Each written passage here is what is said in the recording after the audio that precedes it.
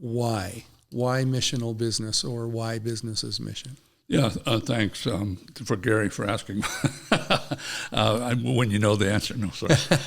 Let me just tell a couple of stories here. Number one is that after I finished at Prairie and finished at university, I came back to Prairie and taught, and then the very next year we went to Brazil.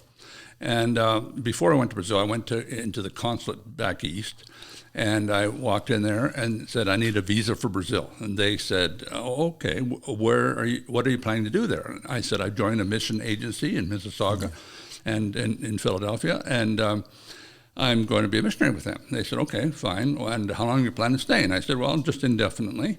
And that same afternoon, without any delay, they stamped a long-term visa into my passport, and I stayed 21 years. In Brazil. Now, I predict that will never happen again in any country of the world to anybody. That era is over. Yeah. Now, people can glaze over their heads when I say that, but there are no examples now of that kind of thing happening. And so the world has changed. Yeah. And I highly value the generation that went into missionary work from the 1950s clear through the end of the century. Prairie was a big participant in that. Yeah. And I call it the greatest missionary generation. There's a book you can buy on Amazon on that. And after the Second World War, the world was literally wide open.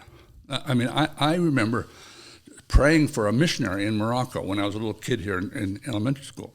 Well, now the last I heard, 180 of them were kicked out because they were faking it, and the government caught up to them and kicked them out. And you can say, well, that's okay, but well, for me, that wasn't okay. But I know people who are in Morocco as business people who are fully trained disciple makers, gone to Bible school probably, and love Jesus, and they don't miss an opportunity, or at least they pray every day. They won't miss an opportunity to share the love of Jesus and help people come to know him.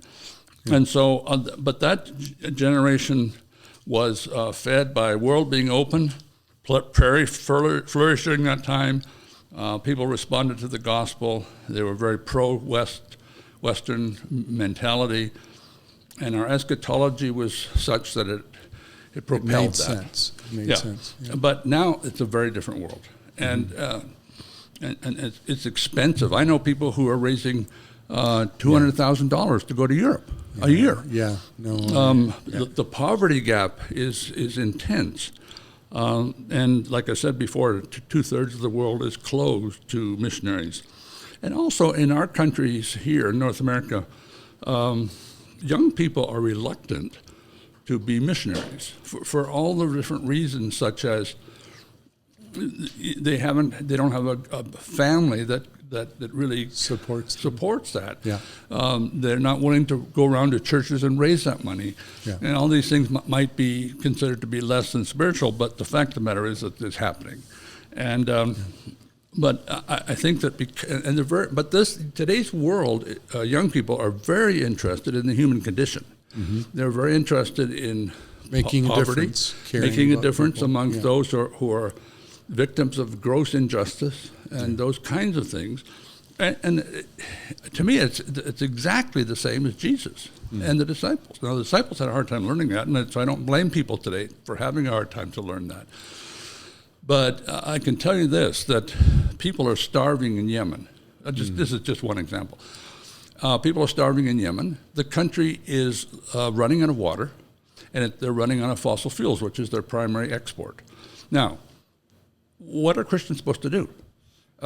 Pray, that's a good idea, but they can't go there as a missionary. What are they going to do? Look, I worked with 2 engineers, one from Canada, one from the U.S., in Yemen, who were working with the Yemenese government. They were given a contract. The whole team was given a contract. They're paid, and they are developing forms of alternative energy in the country of Yemen. Now, every one of those guys in that team, including the 2 that I'm very familiar with, they don't miss any opportunity to share the gospel. And one of the team members was actually murdered on the street when he was riding his motorcycle.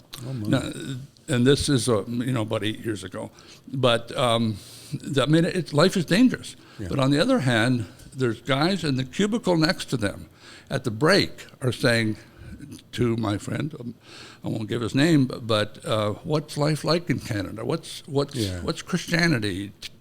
What's so different here about there, and things like that, and it's a wonderful opportunity to share. Yeah. I had that happen to me. Yeah, in Venezuela.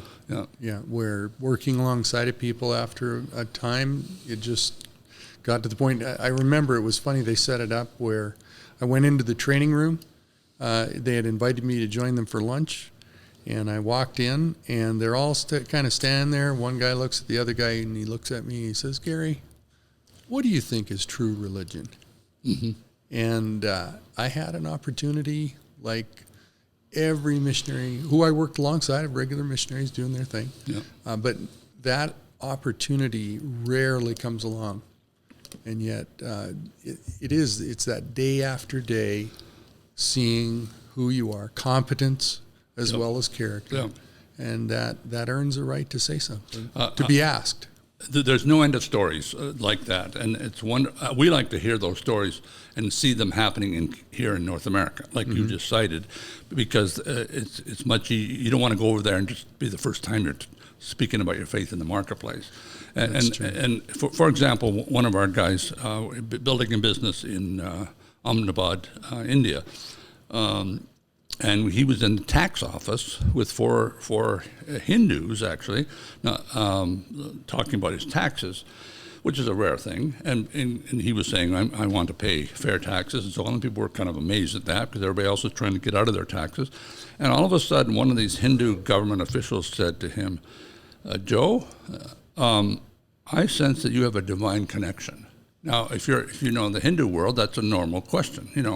People get divine connections, and they've got 50,000 gods. So that's I want to know yours. Okay. And guess what he said? He said, yes. Matter of fact, I do.